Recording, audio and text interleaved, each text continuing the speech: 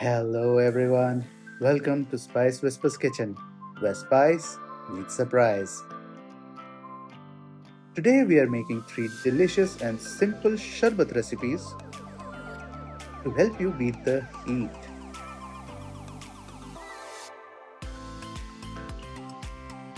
Let's get started. First, we are going to toast some cumin seeds and black peppercorns.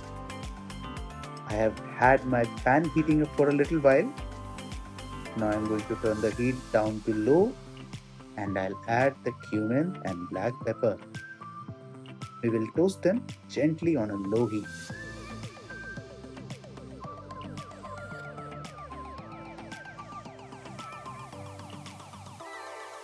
To help move the spices around, I'm using a paper towel.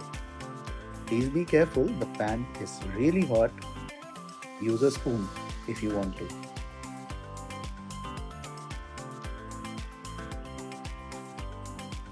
Now here's a quick tip.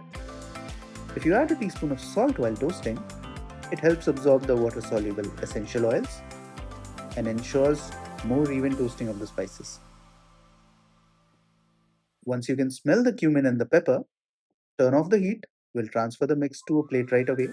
If you leave the spices in the pan, there's a chance of them burning and we do not want that. The pan is still warm, so we will take advantage of that. I have here a pinch of saffron, we'll add it directly to the pan. This helps gently wake up the saffron by drying out any moisture.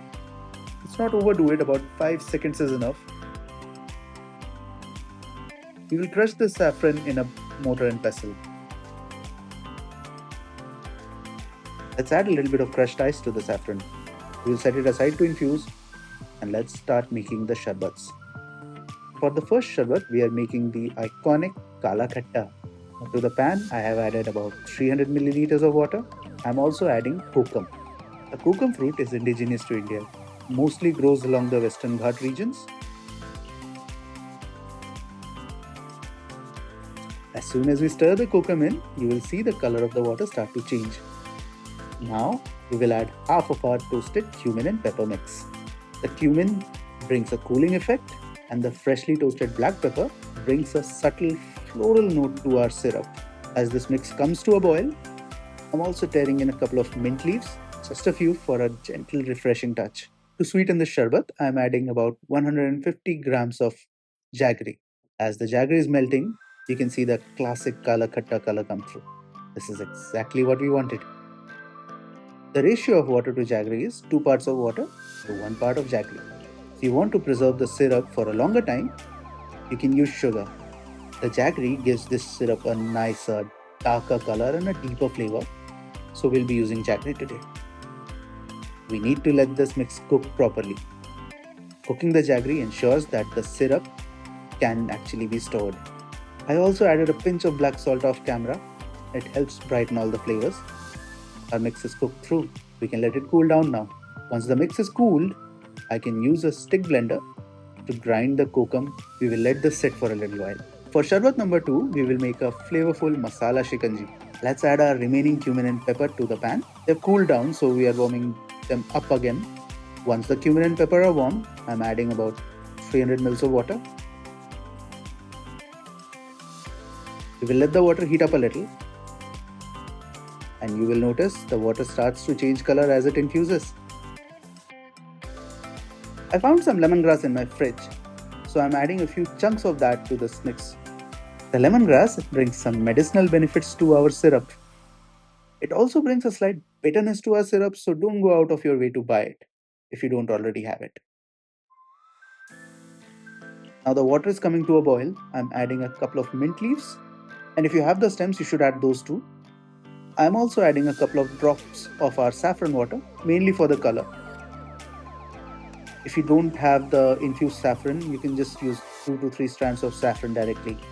Now that our mix is boiling, we will add a few lemon slices. I've cut them pretty thin and I've removed the seeds because the seeds make the syrup bitter. For today's syrup, I am using Gondraj lemons. They bring a beautifully fragrant aroma to our syrup. The ideal ratio is 1 to 2 lemon slices per 30 ml of syrup that we are trying to make.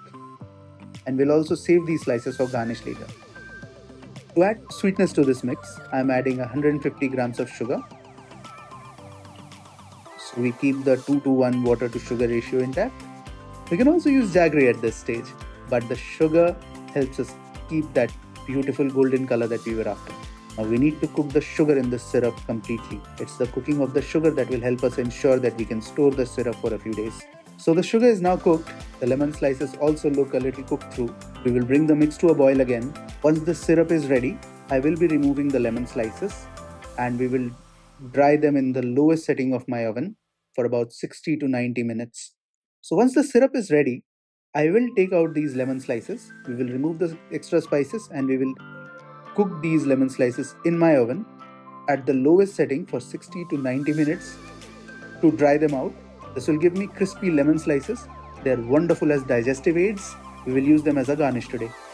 Our syrup is nearly ready. As a last step, we will add a little bit black salt to give this syrup a chatpata kick. I'll now remove the lemon slices and let the syrup cool down completely. Our third sharbat is a wonderfully fragrant Kesar Chandan Sharbat. I'm starting with about 300 milliliters of water in the pan and we will add all of our saffron infusion to it. Let's make sure we get every last drop of saffron water. We will let the water warm up and infuse with that beautiful color and aroma.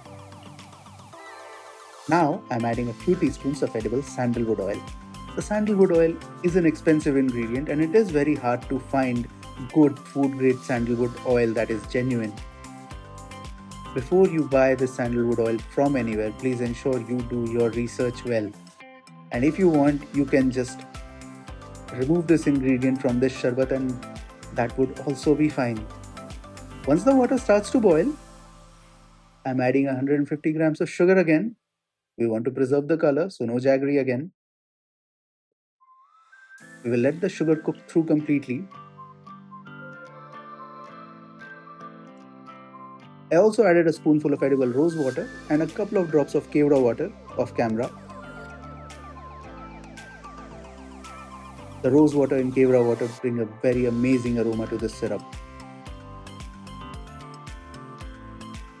Once you start seeing the bigger bubbles and the syrup has thickened slightly, the syrup is done.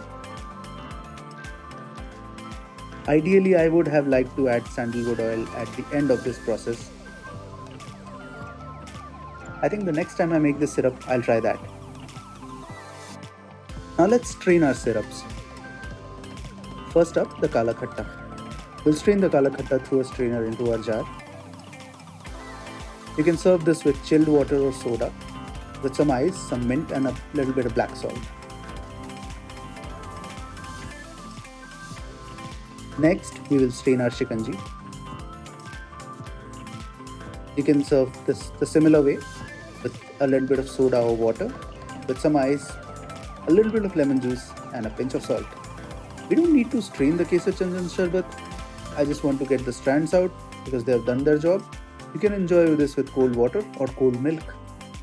Okay, I am thirsty now. Let's make a glass of shikanji for me. I have here a tall glass. I will add a few mint leaves and I will gently crush them with a mudla. Now I will pour about 60 ml of syrup. You can adjust the amount based on your taste. I'm also adding about 20 ml of lemon juice. We will add a pinch of salt and some ice.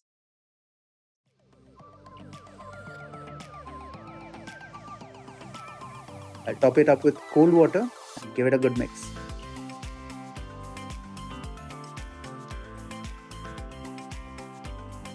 Here are my oven dried lemon chips.